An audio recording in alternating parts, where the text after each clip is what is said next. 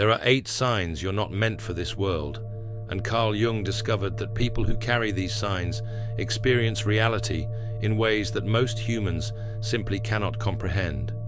You see patterns others miss entirely. Social situations drain your life force instead of energizing you. Authority figures trigger a deep, instinctive resistance you can't explain. And most shocking of all, conventional success feels completely hollow and meaningless, no matter how much you achieve. Picture this moment. You're sitting in a crowded room, surrounded by people laughing, talking, seemingly connected, but you feel completely alone. Not lonely, but alone in the way that comes from seeing the world through different eyes. You watch the social rituals, the unspoken rules, the collective behaviors, and you think, how did I end up among these strange creatures? Jung understood this feeling intimately. He wrote, "The individual has always had to struggle not to be overwhelmed by the tribe." But he discovered something profound about people who experience this fundamental sense of not belonging. What I call the outsider consciousness isn't a disorder to be fixed. It's a different way of processing reality that serves an essential function in human development. But here's what Jung discovered that changes everything. The feeling of not belonging isn't evidence that something is wrong with you. It's evidence that you possess what Jung called psychological differentiation, the ability to separate your consciousness from what he termed collective thinking. Most people, Jung observed, live in what I call hive mind consciousness. They think the thoughts that everyone else thinks, feel comfortable with the beliefs everyone else holds, and find security in blending into the crowd. Jung wrote, "The individual is increasingly deprived of moral decision-making and ethical independence." But some people cannot function this way. They experience what Jung called the tension of opposites. They're simultaneously part of humanity, yet psychologically separate from mass consciousness. This creates the persistent feeling that you're observing human behavior from the outside, like an anthropologist studying a foreign culture. Jung found that this isn't a character flaw, it's psychological evolution in action. These individuals serve as what I call consciousness scouts, exploring psychological territories that the masses aren't ready to enter yet. Jung identified specific patterns in people who experience this fundamental separation from collective consciousness, what I call the 8 markers of the differentiated mind. And if you recognize these in yourself, you're witnessing what Jung considered the emergence of authentic individuality. The first sign is what I call pattern recognition overdrive. Jung observed that differentiated individuals naturally perceive connections, systems, and underlying structures that remain invisible to conventional thinking. Jung wrote, "Your vision becomes clear when you look into your heart. Who looks outside, dreams. Who looks inside, awakens." You've likely experienced this awakening, the ability to see through surface appearances to underlying realities. You might notice how people's words contradict their energy, how social systems maintain dysfunction by design, or how collective beliefs serve to keep individuals unconscious. This isn't paranoia or overthinking. It's what Jung called superior perception, the capacity to see beyond consensus reality. But here's what makes this challenging. When you point out these patterns, others often react with confusion or resistance. They can't see what you see, so they assume you're imagining things. Jung understood this dynamic. He wrote, "Everything that irritates us about others can lead us to an understanding of ourselves." Your pattern recognition makes others uncomfortable because it forces them to question assumptions they've never examined. You become what I call the uncomfortable mirror, reflecting back realities that most people prefer to ignore. Jung's research into psychological types revealed something crucial about differentiated individuals. While most people gain energy from external stimulation and social interaction, you experience what I call solitude restoration. This goes beyond simple introversion. Jung distinguished between social introversion and what he called psychological introversion, the need to process reality internally before engaging with the external world. He wrote, "Solitude is for me a fountain of healing which makes my life worth living." In solitude, you don't feel lonely, you feel complete. You can think your own thoughts without the interference of others' emotional states. You can process your experiences without having to perform social roles. Most importantly, you can connect with what Jung called the transcendent function, the part of your psyche that integrates conscious and unconscious material. Comment if you've always felt more energized alone than in crowds. Solitude is where I find myself. But society pathologizes this need for solitude. You've probably been told you're antisocial, depressed, or missing out on life. Jung would disagree. He found that differentiated individuals require solitude to maintain psychological equilibrium. Without it, they become overwhelmed by what Jung called psychic contamination, absorbing the unconscious projections of others. Jung observed that differentiated individuals have what I call authority resistance syndrome. This isn't rebelliousness for its own sake. It's an instinctive response to illegitimate power.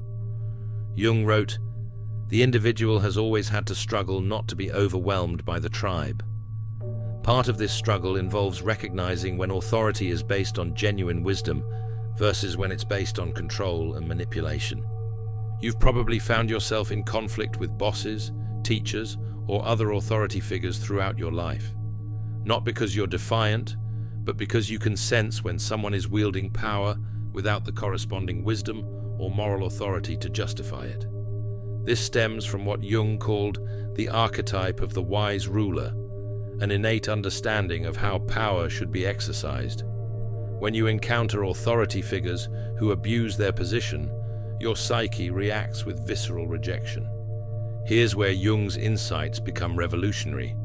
He discovered that differentiated individuals are literally incapable of finding fulfillment in conventional definitions of success because they're oriented toward what he called individuation rather than social achievement. Jung wrote, "The privilege of a lifetime is to become who you truly are." But for differentiated individuals, becoming who they truly are often means rejecting everything society says they should want. You might have achieved things that others consider impressive, good grades, promotions, financial success, only to feel completely hollow inside. This isn't depression or ingratitude. It's your psyche telling you that external achievements cannot satisfy what Jung called the drive toward wholeness. But here's where this gets deeper. Jung observed that differentiated individuals often experience what I call achievement dysphoria, a profound sense of disconnection that occurs specifically when they succeed in conventional terms. The better you perform in systems you don't believe in, the more alienated you become from your authentic self. This creates internal conflict that others can't understand. Family members celebrate your promotion while you feel like you're dying inside. Friends envy your accomplishments while you wonder why you feel so empty. Jung called this the price of adaptation, when you succeed in external systems at the cost of internal authenticity. Differentiated individuals are motivated by meaning, authenticity, and service to something greater than themselves. They would rather be authentic and struggle financially than be successful and spiritually dead. This isn't idealism, it's psychological necessity. Jung discovered that these individuals possess what I call meaning detection systems, an internal compass that can sense when their actions align with their authentic purpose versus when they're just going through the motions of social expectation. This creates what I call the success paradox. The more conventional success you achieve, the more alienated you feel from your authentic self. Jung understood that this emptiness serves a purpose. It forces you to seek fulfillment through individuation rather than social conformity. Jung's work on psychological types revealed that differentiated individuals often possess what I call unconscious emotional telepathy. You naturally attune to the emotional states of others, often without realizing you're doing it. This stems from what Jung called participation mystique, a psychological state where the boundaries between self and other become permeable. While most people experience this occasionally, differentiated individuals live with it constantly.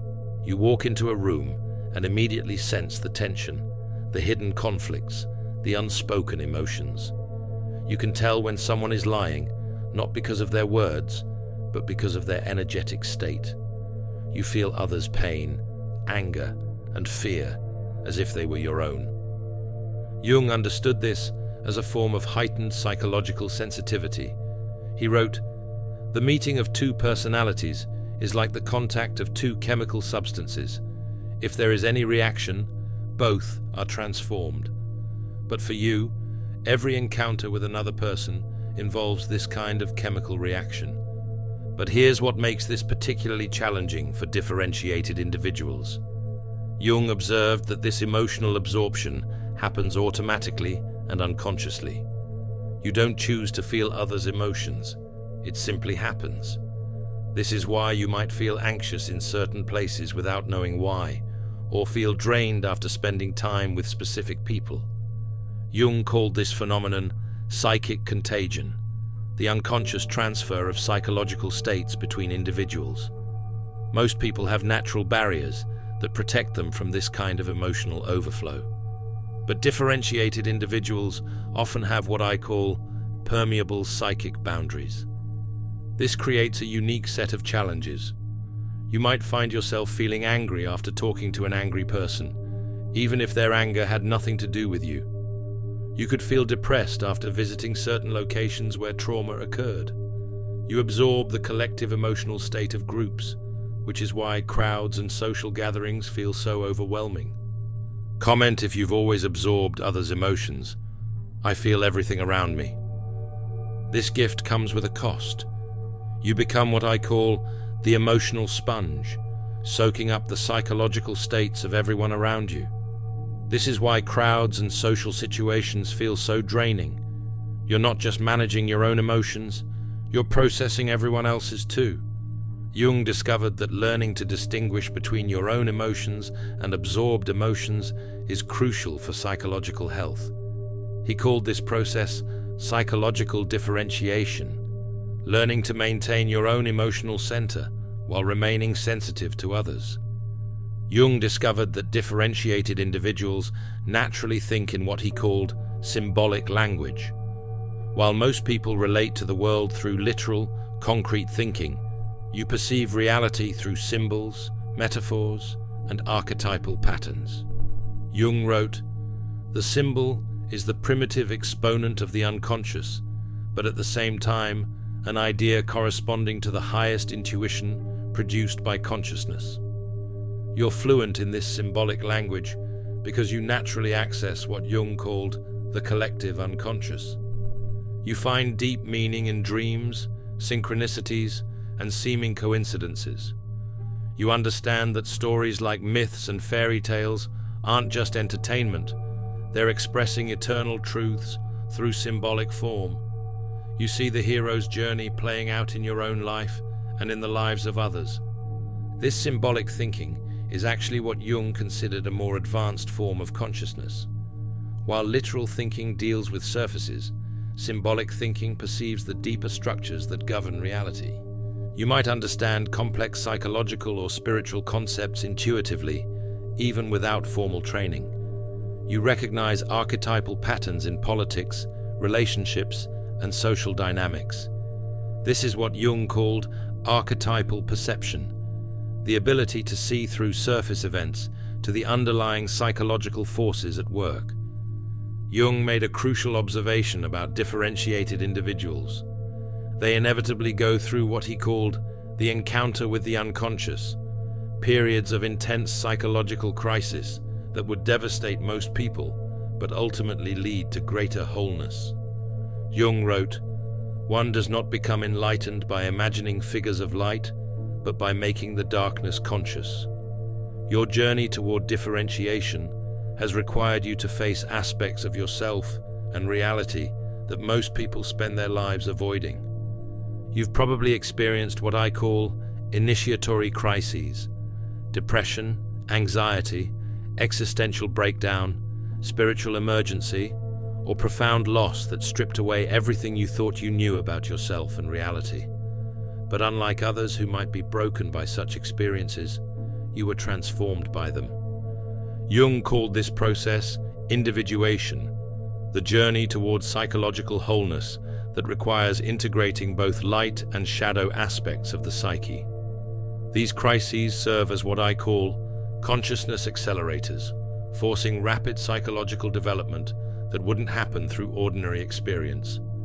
If you've been transformed by your darkest moments, comment, "My breakdown became my breakthrough."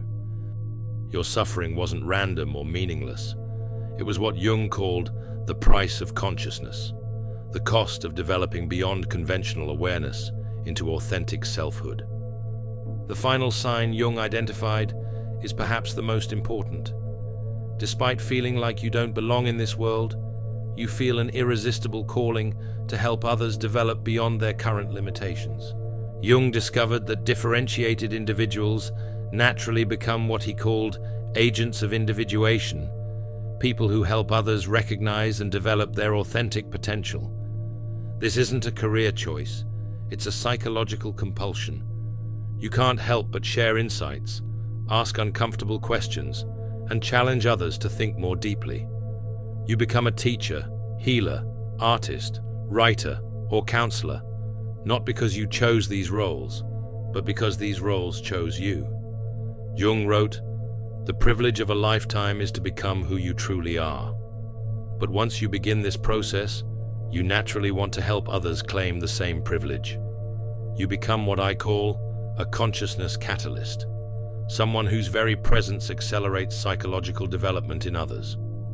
Jung understood that differentiated consciousness comes with what I call the integration challenge.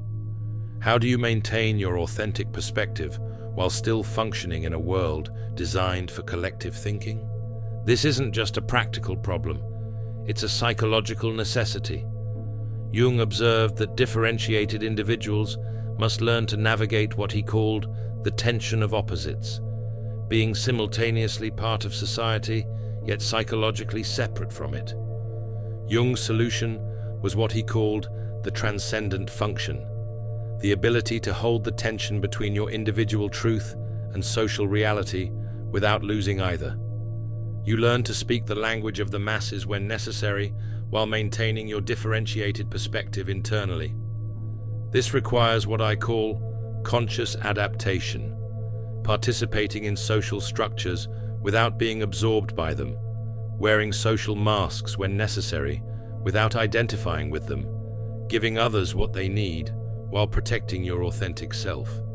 But here's where this gets complex. Jung discovered that differentiated individuals often experience what I call identity fragmentation anxiety.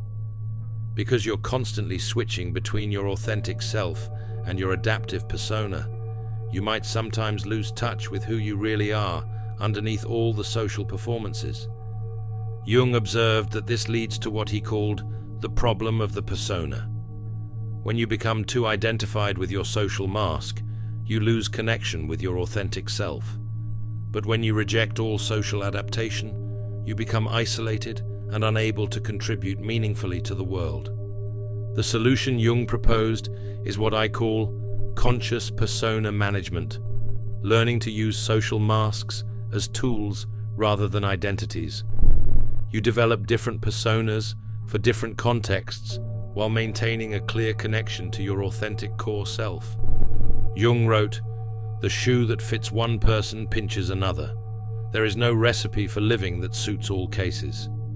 Your task isn't to fit into existing structures, but to find ways of being authentically yourself within them."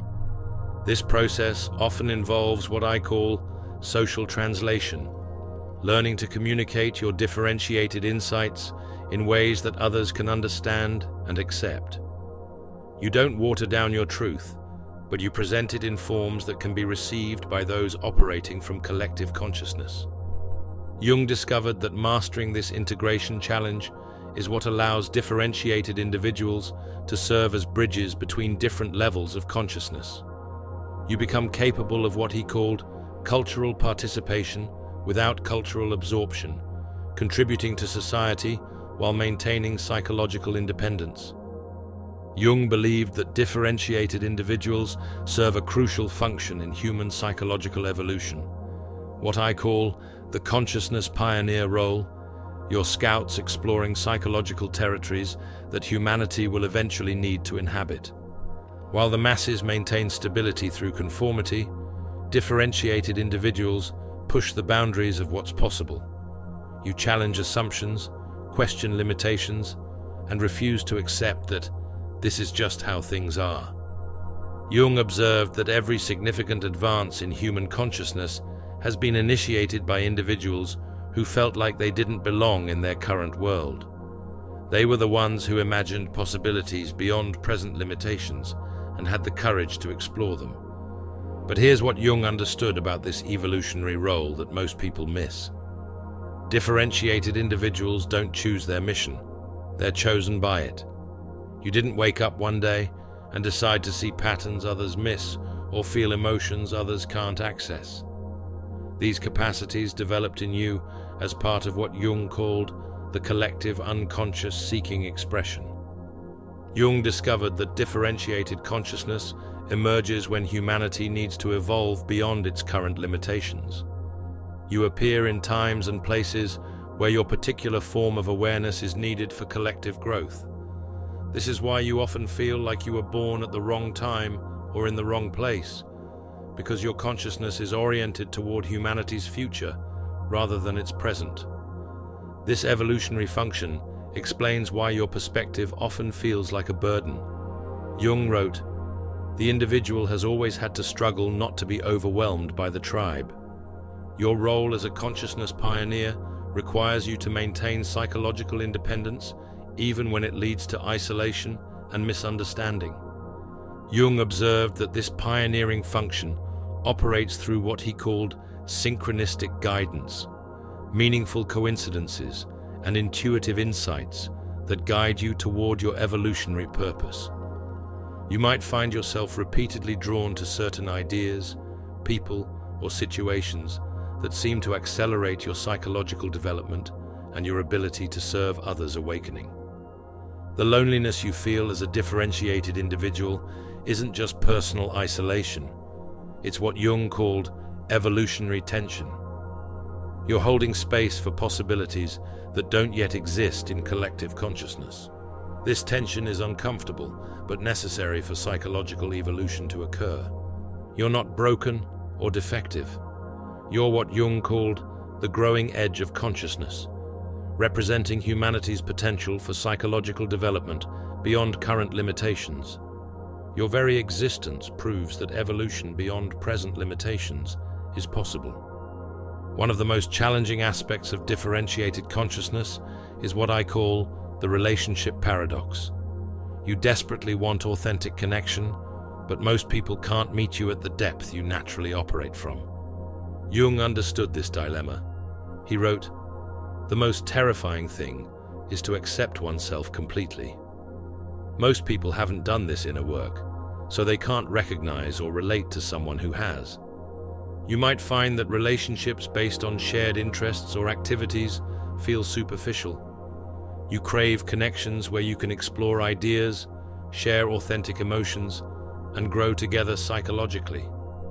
But these relationships are rare because they require both people to be committed to consciousness rather than comfort. The solution Jung discovered is what I call selective intimacy, being very careful about who you share your authentic self with while maintaining compassionate but boundaried connections with others. Jung observed that differentiated individuals often experience what I call the creative imperative, an unstoppable urge to express their unique perspective through some form of creative work. This creativity isn't about talent or artistic skill. It's about what Jung called the need to give form to inner experience. Your differentiated consciousness naturally seeks expression through writing, art, teaching, or other creative outlets. Jung wrote, "The creation of something new is not accomplished by the intellect, but by the play instinct acting from inner necessity. Your creativity emerges from this inner necessity, the compulsion to share your unique perspective with the world. Even if others don't understand or appreciate your creative expression, you can't stop yourself from creating. It's how you process your experiences and contribute your piece to the collective puzzle of human consciousness." Jung discovered that differentiated consciousness often includes what I call natural spiritual awareness, an intuitive understanding of spiritual realities that transcends religious doctrine. You might feel connected to something greater than the material world without being able to define it precisely. You experience synchronicities, meaningful coincidences, and a sense that there's an underlying intelligence governing reality. Jung called this the religious function of the psyche, not organized religion, but direct spiritual experience. He wrote, "The individual has always had to struggle not to be overwhelmed by the tribe. Part of this struggle involves maintaining your direct spiritual connection rather than accepting inherited beliefs. This spiritual awareness often makes you uncomfortable with both rigid religious doctrine and materialistic atheism. You know there's more to reality than what can be measured, but you also know that truth can't be captured in dogmatic belief systems. So here's what Jung would want you to understand. Your sense of not belonging isn't evidence of inadequacy. It's evidence of psychological evolution in progress. You're not broken. You're developing beyond current collective limitations. The goal isn't to eliminate your differences or force yourself to fit in. Jung's approach was integration, learning to honor your authentic nature while finding ways to contribute meaningfully to the world around you. Your differentiated consciousness is both a gift and a responsibility. You see what others can't see, feel what others can't feel, and understand what others can't understand. This gives you the ability to serve as what I call a bridge between worlds, helping others develop beyond their current limitations. Jung wrote, "The privilege of a lifetime is to become who you truly are." For differentiated individuals, becoming who you truly are isn't just personal fulfillment, it's evolutionary service. There are 8 signs you're not meant for this world, and if you recognize them in yourself, Jung would tell you that your sense of not belonging is actually evidence of your importance to human psychological evolution. You see patterns others miss because you're meant to be a guide. Social situations drain you because you're absorbing information others can't process. You resist authority because you recognize when power lacks wisdom. Conventional success feels empty because you're oriented toward meaning rather than achievement. You absorb others' emotions, think in symbols, transform through crisis, and feel called to help others awaken because you're what Jung called an agent of individuation, someone whose very existence accelerates psychological development in others. Your differentiated consciousness isn't a burden to bear, it's a gift to share. Jung's message would be simple: stop trying to fit into this world as it is, and start helping it become what it could be. If you want to explore more about how certain individuals carry unique psychological gifts that others can exploit, check out my video on Final Warning to Empaths, They're Feeding on Your Light, where I dive deep into Jung's understanding of how sensitive individuals can protect their energy while still serving their evolutionary purpose. Your journey of not belonging is actually a journey toward becoming who you truly are. And that journey isn't just personal, it's humanity's path forward. Thanks for walking this path of understanding with me. See you in the next dimension of consciousness.